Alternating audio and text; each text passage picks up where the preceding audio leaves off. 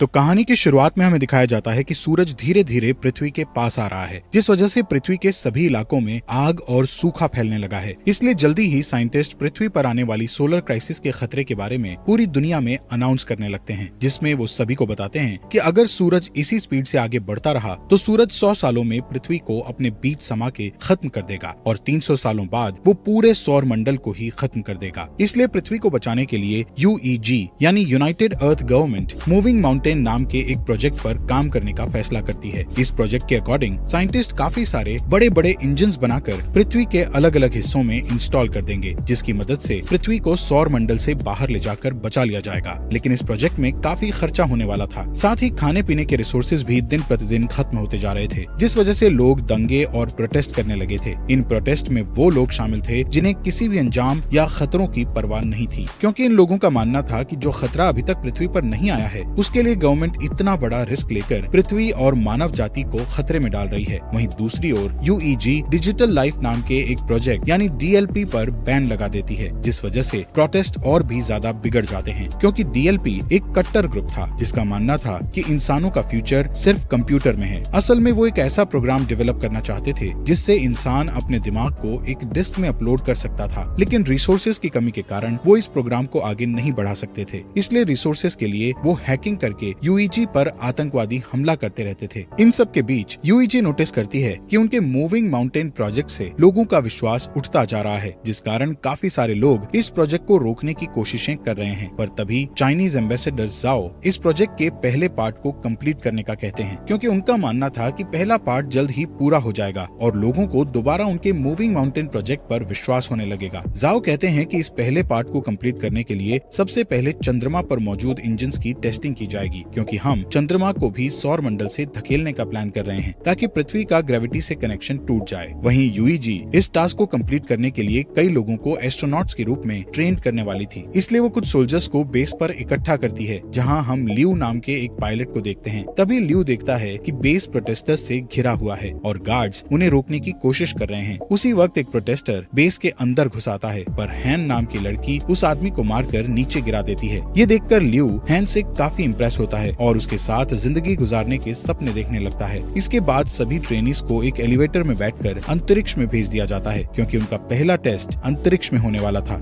ये अभी तक का सबसे ऊंचा एलिवेटर था। इस एलिवेटर के ऊपर जाने की स्पीड इतनी तेज थी कि कुछ ट्रेनीज बेहोश हो जाते हैं, जिस कारण वो उस स्टेशन को भी नहीं देख पाते जो कि मूविंग माउंटेन प्रोजेक्ट के लिए बनाया जा रहा था। यहाँ सभी ट्रेनीज को फाइटिंग स्किल्स सिखाते हुए फायर आर्म्स का यूज करना सिखाया जाता है। इसके अलावा उन्हें बार बार एलिवेटर से ट्रेवल करवाया जाता है ताकि उन्हें फ्यूचर में एलिवेटर से ट्रेवल करने में किसी भी तरह की परेशानी का सामना ना करना पड़े। साथ ही सभी का मेडिकल टेस्ट करके उन्हें डेली एक्सरसाइज करवाई जाती है। इस ट्रेनिंग के दौरान लियू और हैन एक दूसरे को पसंद करने लगते हैं और उन्हें प्यार हो जाता है। फिर एक दिन लियू गार्ड को सिगरेट की घूस देता है और बेस के अंदर एक गुलदस्ता ले आता है, जिसे वो हैन को देते हुए उसे प्रपोज कर देता है। इसी सुबह एस्ट्रोनॉट्स का एक नया बैच वहाँ आता है और एलिवेटर में शामिल हो जाता है। तभी अचानक से बेस में मौजूद ड्रोन्स बाहर आने लगते हैं, जिससे इंजीनियर्स को पता चलता है कि उनका सिस्टम हैक हो गया है। इसी दौरान एलिवेटर अपने शेड्यूल से पहले ऊपर जाने लगते हैं। दूसरी ओर एलिवेटर में शामिल हुए नए एस्ट्रोनॉट्स अपने कपड़े बदलने लगते हैं। तब लियू और हैन नोटिस करते हैं कि नए एस्ट्रोनॉट्स ट्रेनीज के नाम की यूनिफॉर्म पहन रहे हैं, जिससे वो समझ जाते हैं कि वो लोग कोई एस्ट्रोनॉट्स नहीं बल्कि आतंकवादी हैं। यहाँ बेस में सभी ड्रोन्स अटैक करके आग लगाने लगते हैं, जिन्हें रोकने के लिए पायलट उन पर अटैक करते हैं, लेकिन ड्रोन्स पर निशाना नहीं बना सकते थे, क्योंकि साइंटिस्ट ने सिस्टम को इस तरह बनाया था कि वो अपने ड्रोन्स पर अटैक ना कर सके। वहीं ड्रोन्स हैक हो चुके थे, इसलिए वो सिस्टम पर अटैक कर रहे थे। इस तरह अटैक करते हुए ड्रोन्स एक एलिवेटर को नीचे गिरा देते हैं। दूसरी तरफ एलिवेटर में आतंकवादी सभी ट्रेनीज से उनकी ID चुराते हैं और सभी गेट्स को बंद करके ट्रेनीज की कुर्सियों को लॉक कर देते हैं। यहाँ जो भी उन लोगों को रोकने की कोशिश करता है उन्हें बुरी तरह पीटा जाता है। इस एलिवेटर के दूसरे रूम में लियू होता है, जो कि अपनी कुर्सी छोड़ देता है और अपने चश्मे का यूज करके गेट की लॉक स्क्रीन को धूप से जलाकर गेट ओपन कर लेता है। इस गेट की दूसरी साइड जाकर लियू देखता है कि उसका एक साथी बुरी तरह घायल है, क्योंकि आतंकवादियों ने उसे बुरी तरह पीटा था। इसलिए लियू उन आतंकवादियों के पीछे जाता है और उनसे लड़ने लगता है। इस फाइट में एक आतंकवादी ऊंचाई से गिरकर मर जाता है, जिसके बाद लियू एक फायर एक्सटिंग्विशर को लेकर दूसरे आदमी का पीछा करता है। इस बीच वो आतंकवादी चोरी की गई ID से एलिवेटर को स्टेशन तक पहुंचा देता है। ठीक उसी समय ड्रोन उन पर एक मिसाइल से अटैक करते हैं। इस दौरान बेस में साइंटिस्ट 550C नाम के इंटेलिजेंट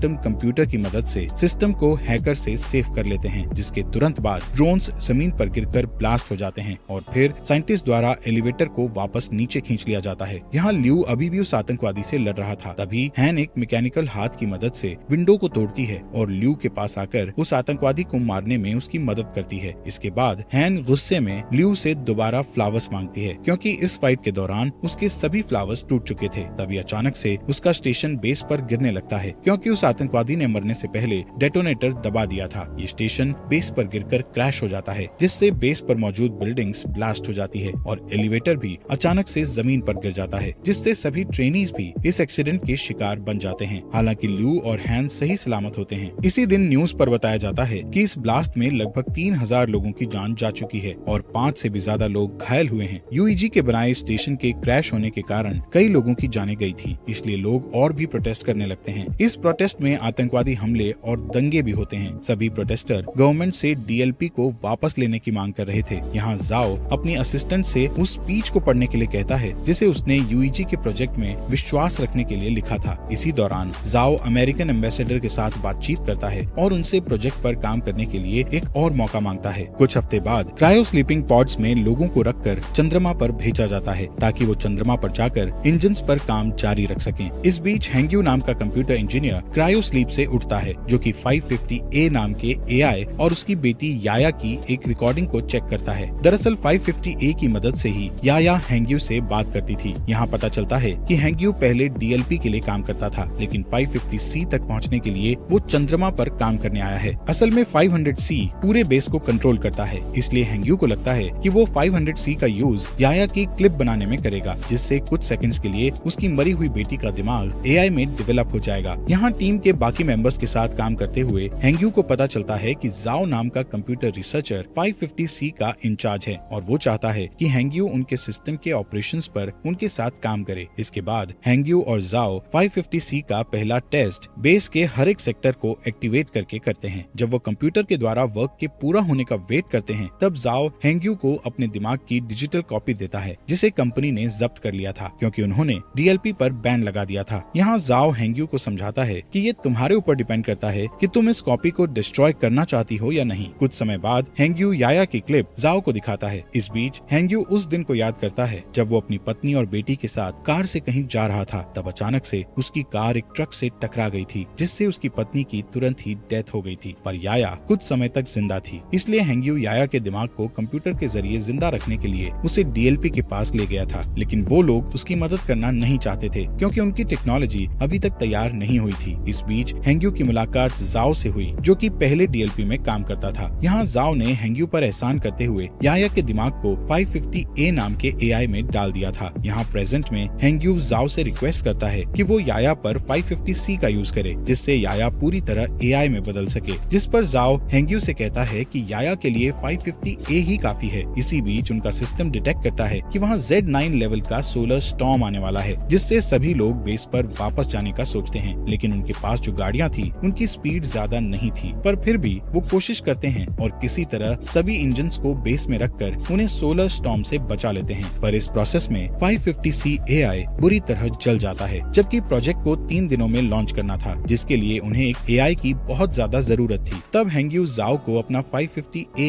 एआई देने को कहता है, लेकिन इसके बदले वो फ्यूचर में 550 मॉडल्स डेवलप करने वाली टीम में खुद को शामिल करने का कहता है, जिस पर जाओ मान जाता है और हैंग्यू एआई से याया के दिमाग के डिस्क निकाल लेता है। 3 दिन के बाद टीम इंजन्स का टेस्ट करती है। तब चंद्रमा कुछ सेकंड्स के लिए अपनी जगह से थोड़ा सा शिफ्ट हो जाता है, जिसे देखकर टीम बहुत खुश हो जाती है, क्योंकि इससे साबित हो जाएगा कि 20 साल में वो पूरी तरह से चंद्रमा को पृथ्वी से दूर कर देंगे। इसके अलावा टीम की इस सफलता से पूरी दुनिया के लोगों को मूविंग माउंटेन प्रोजेक्ट पर विश्वास हो जाता है। कुछ महीने बाद वो पृथ्वी पर इंजन का टेस्ट करते हैं, जिससे सभी स्क्रीन ब्लैक हो जाती हैं और लोगों को लगता है कि उनका टेस्ट फेल हो गया है, लेकिन अचानक उन्हें फील होता है कि जमीन हिल रही है। वहीं दूसरी ओर बेस पर मौजूद एस्ट्रोनॉट्स को आसमान में एक लाइट जलती हुई दिखती है। इससे यूईजी के साइंटिस्ट प्रूव करते हैं कि पृथ्वी अपनी जगह से थोड़ी दूर पर शिफ्ट हुई है। ये जानकर पूरी दुनिया जश्न मनाने लगती है। इसी तरह कई साल बीत जाते हैं और यूईजी बहुत ही शक्तिशाली इंजन्स को बनाता है, जो कि पृथ्वी और चंद्रमा को धक्का देकर मूव करके सौर मंडल से दूर कर देगा। साथ ही इस प्रोजेक्ट का नाम अब द वेंडरिंग अर्थ रखा जाता है और 550C द्वारा कई बिल्डिंग्स को बनाया जाता है। जाता है, जिसके बाद यूईजी हर साल एक नया टेस्ट करती है जिससे उनकी थ्योरी सही साबित होती है। इस तरह लोग यूईजी के प्रोजेक्ट को पूरी तरह एक्सेप्ट कर लेते हैं, जिस कारण डीएलपी पूरी तरह से गायब हो जाता है। इसके अलावा लोगों में ये भी चर्चा होती है कि गवर्नमेंट ने जो अंडरग्राउंड सिटीज बनाई है उनके अंदर जाने के लिए लोगों को पास खरीदने होंगे। यहाँ पता चलता है कि हर साल पृथ्वी का रोटेशन धीमा हो रहा था, जिससे एक दिन में 24 घंटे की जगह 60 घंटे का सिस्टम हो गया है और ग्लोबल इंटरनेट भी अब बंद हो चुका था। साथ ही पृथ्वी पर अब बाढ़ और सोलर रेडिएशन जैसी समस्याएं लगी थी, जिससे कैंसर की बीमारी बढ़ने लगती है। इधर ल्यू और हैन शादी कर लेते हैं और उनका एक बेबी बॉय होता है। वो दोनों परेशान होते हैं क्योंकि उन्हें उनके बेटे के लिए अंडरग्राउंड सिटीज का पास नहीं मिला था। इसी बीच हैन को कैंसर हो जाता है, जिससे वो दोनों और भी परेशान हो जाते हैं। यहाँ हैंग्यू नए 500 डेवलपमेंट की हेल्प से याया के लिए एआई बनाता है, जिसे वो 550W का नाम देता है। यहाँ हमें बताया जाता है कि स्टेशन को गिरे हुए 14 साल बीत चुके हैं और अब ल्यू मेजर की पोस्ट पर आ चुका है। एक दिन ल्यू को अंतरिक्ष में भेजने के लिए उसका इंटरव्यू लिया जाता है। यहाँ 550W उसका इंटरव्यू लेता है और बताता है कि ल्यू के स्किल्स इम्प्रेसिव हैं। इसके अलावा 550W ल्यू की फैमिली में हो रही परेशानियों के बारे में भी बताता है और कहता है कि ल्यू को पृथ्वी पर रहकर अपनी फैमिली की देखभाल करनी चाहिए। जिस पर ल्यू कहता है कि मुझे अपनी फैमिली को पीछे छोड़ने का दुख है, लेकिन मुझे अपने बेटे को अंडरग्राउंड सिटी में भेजने के लिए बेस पर आकर काम करना पड़ेगा। यहाँ मिरर के दूसरी साइड प्रोजेक्ट के इंचार्ज साइंटिस्ट इस इंटरव्यू को सुन रहे थे, जिसमें हैंग्यू ल्यू की बातें सुनकर अपनी बेटी की याद करने लगता है। इसके बाद 550W बताता है कि हैन की जल्दी ही डेथ होने वाली है, जिस कारण ल्यू पूरी तरह से टूट जाएगा और स्ट्रेस टेस्ट में फेल हो जाएगा। इंटरव्यू के बाद ल्यू हैन के साथ टाइम स्पेंड करने के लिए हॉस्पिटल जाता है, जहाँ हैन कहती है मैं आखिरी बार अपने होम टाउन को देखना चाहती हूँ, पर मौसम की समस्याओं के कारण उसे होम टाउन में ले जाना बहुत मुश्किल था। इधर हैंग्यू ल्यू की बातों से इतना इमोशनल हो गया था कि वो चोरी से बेस में घुसकर याया के दिमाग को 550W से जोड़ देता है और उसे सिस्टम में देखने लगता है, जिससे वो इमोशनल होकर रोने लगता है। तभी जाओ गार्ड्स के साथ वहाँ आ जाता है और हैंग्यू को समझाने लगता है कि उसे याया की डेथ को एक्सेप्ट करना होगा, जिस पर हैंग्यू मना कर देता है और याया को पूरी तरह से 550W में अपलोड कर देता है, जिससे चंद्रमा के सिस्टम में तुरंत प्रॉब्लम आना शुरू हो जाती है और सभी इंजन्स फेल होने लगते हैं। इसके बाद गार्ड्स हैंग्यू को पकड़ लेते हैं और अपने साथ ले जाते हैं। इधर जाओ याया के डिस्क को निकालकर 550W एआई को बंद कर देता है। इस बीच ल्यू अपने पुराने दोस्तों के जरिए एक जेट उधार लेता है और हैन को उसके होम टाउन ले जाता है। कुछ ही समय में वो शंघाई सिटी में लैंड करते हैं, जो कि अब बर्फ से जमी हुई बंजर जमीन बन चुकी थी। दोनों सितारों को देखते हुए बातें करते हैं, जहाँ हैन ल्यू से कहती है कि मैं समय आने पर शान से मरना चाहती हूँ। यहाँ यूईजी के लोग हैंग्यू के द्वारा की गई सिस्टम प्रॉब्लम्स के बारे में बात करते हैं और नोटिस करते हैं कि ये उस हैकिंग की तरह ही है जो कुछ सालों पहले ड्रोन और एलिवेटर के साथ की गई थी। इसलिए सभी 550W के सिस्टम को हैक करके सही करने का सोचते हैं, लेकिन वो हर बार ब्लॉक हो जाते हैं। तभी अचानक चंद्रमा के इंजन ब्लास्ट हो जाते हैं, जिससे चंद्रमा पृथ्वी की ओर आने लगता है। दूसरी तरफ जाओ समुद्र के पास खड़ा होता है और सभी देशों के लीडर्स को एक इमरजेंसी अलर्ट सेंड करता है, क्योंकि सुनामी धीरे धीरे बढ़ रही थी जो जल्द ही जमीन से टकरा जाती है। इस इमरजेंसी के कारण ल्यू को भी वापस ड्यूटी पर बुलाया जाता है। वहीं लीडर्स पहले से ही अंडरग्राउंड सिटी को खोलना शुरू कर देते हैं ताकि वो सुनामी से लोगों की जान बचा सकें। यहाँ ल्यू के मिशन पर जाने से पहले ही हैन की डेथ हो जाती है, इसलिए उनके बेटे को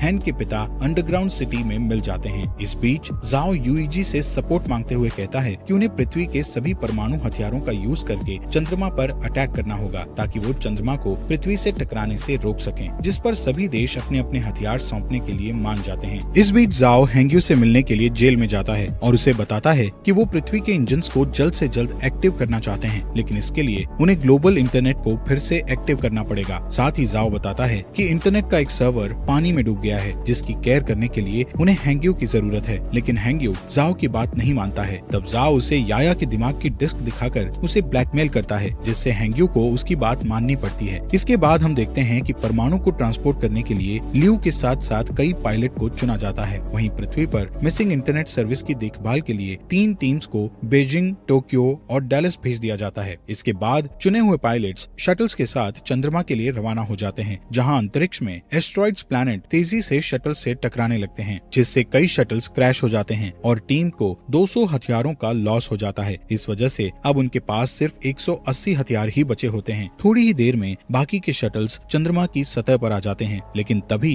एस्ट्रॉइड्स एक शटल को हिट कर देता है, जिससे ल्यू की शटल भी क्रैश हो जाती है। इसलिए उन्हें मजबूरन जमीन पर उतरना पड़ता है। इस दौरान उन्हें 384 हथियारों का फिर से लॉस हो जाता है। यहाँ बचे हुए लोग टेप को ढूंढने लगते हैं ताकि वो उनके टूटे हुए हेलमेट को ठीक करके अपने घाव पर पट्टी कर सकें। इसके बाद वो लोग तय करते हैं कि वो लोग बचे हुए हथियारों को पैदल ही चंद्रमा पर फिट कर देंगे, पर ल्यू नहीं चाहता था कि इस काम को करके यंग लोग मारे जाएं, इसलिए वो अकेला शटल से बाहर आकर गेट को बंद कर देता है। यहाँ पृथ्वी पर तीनों टीम्स सर्वर की जगह पर पहुंचकर पानी के नीचे चली जाती हैं, जहाँ ड्रोन और स्पेशल टूल्स की मदद से हैंग्यू की टीम बिल्डिंग में जाती है और सर्वर का दरवाजा ढूंढने लगती है। लेकिन जब वो दरवाजे को जबरदस्ती खोलते हैं तो उनका एक आदमी बुरी तरह घायल हो जाता है। तब जाओ उसके घावों को सही करने की कोशिश करता है, लेकिन उनके पास घाव को ठीक करने के लिए कोई सामान नहीं था, जिस कारण उस आदमी की डेथ हो जाती है। जिसके बाद हैंग्यू और जाओ इंटरनेट को वापस लाने के लिए कनेक्शन बनाने का डिसीजन लेते हैं। दूसरी तरफ ल्यू हथियारों को एक ट्रक से ले जाने लगता है। तभी अचानक चंद्रमा का मलबा पृथ्वी से टकराता है, जिस वजह से बिल्डिंग्स हिलने लगती है और कुछ हार्डवेयर जाओ के पैर पर गिर जाते हैं, जिससे वो बुरी तरह फंस जाता है। तभी उस रूम में पानी भरने लगता है। दूसरी ओर हैंग्यू अपने ड्रोन की मदद से भी रूम का गेट नहीं खोल पा रहे थे, इसलिए जाओ उसे जल्दी से पासवर्ड की दे देता है। पर इस दौरान जाओ की पानी में डूबने से डेथ हो जाती है। इसके बाद चंद्रमा का मलबा पृथ्वी की मेजर लोकेशंस को डिस्ट्रॉय करने लगता है, जिससे अंडरग्राउंड सिटीज में जा रहे लोग पैनिक होने लगते हैं। वहीं यूईजी में जाओ को बुरी खबर मिलती है कि उनके पास परमाणु हथियारों का एक साथ ब्लास्ट करने के लिए समय नहीं है, जिससे जाओ उम्मीद खो देता है। पर तभी उसका एक आदमी उसे सोल्यूशन बताता है कि अगर वो अंतरिक्ष में और भी एस्ट्रोनॉट्स को भेज देंगे तो हथियारों को मैनुअली ब्लास्ट किया जा सकता है, यानी कि सभी एस्ट्रोनॉट्स को अपना सेक्रीफाइस करके दुनिया को बचाना होगा। इस ऑपरेशन के लिए 300 लोगों की जरूरत थी। यहाँ एक पुराना पायलट कहता है कि ऐसा करना हमारा कर्तव्य है, पर यंग लोग फ्यूचर की देखभाल करने के लिए हैं, इसलिए उनका सेक्रीफाइस न किया जाए। उस पायलट की बात मानते हुए सभी पुराने पायलट्स को एस्ट्रोनॉट्स की टीम के साथ चंद्रमा पर पहुंचा दिया जाता है, जहां ल्यू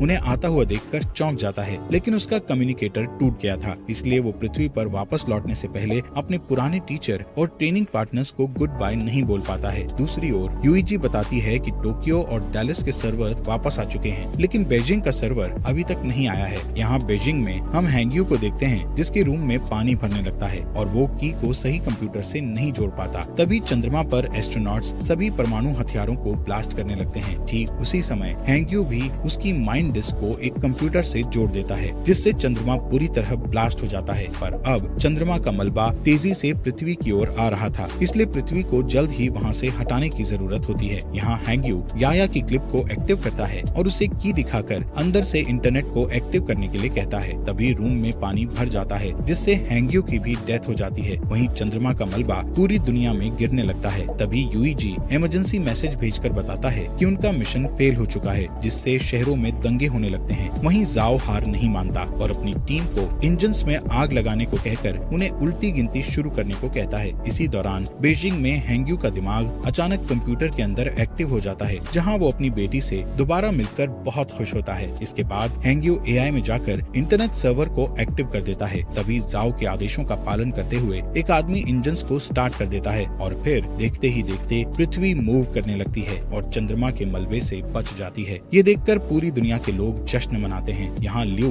शटल से ही पृथ्वी को हिलते हुए देखता है, इसलिए वो जल्दी से वीडियो रिकॉर्ड करता है ताकि वो अपने बेटे को ये सीन दिखा सके। दूसरी ओर हैंग्यू और याया के दिमाग का बैकअप 550W में एक साथ मिक्स हो जाता है। इसके बाद हमें 7 साल बाद का सीन दिखाया जाता है, जहाँ पृथ्वी वापस से 24 आवर के सिस्टम में आ चुकी है और जाओ रिटायर्ड हो चुका है, लेकिन अब उनकी असिस्टेंट यूईजी में उनकी लेगेसी को आगे बढ़ा रही है। अब क्योंकि चंद्रमा से उनको कोई भी खतरा नहीं है, इसलिए वो अपने प्लान का सेकंड पार्ट शुरू करते हैं, जिसमें वो 10 साल के अंदर जुपिटर प्लैनेट के पास से उड़ेंगे और फिर पृथ्वी को हमेशा के लिए सौर मंडल से बाहर कर देंगे। इसलिए इंजन्स पर नजर रखने के लिए एक स्पेस स्टेशन बनाया गया है, जिसका इंचार्ज ल्यू है। और इसी के साथ ये मूवी यहीं पर खत्म हो जाती है।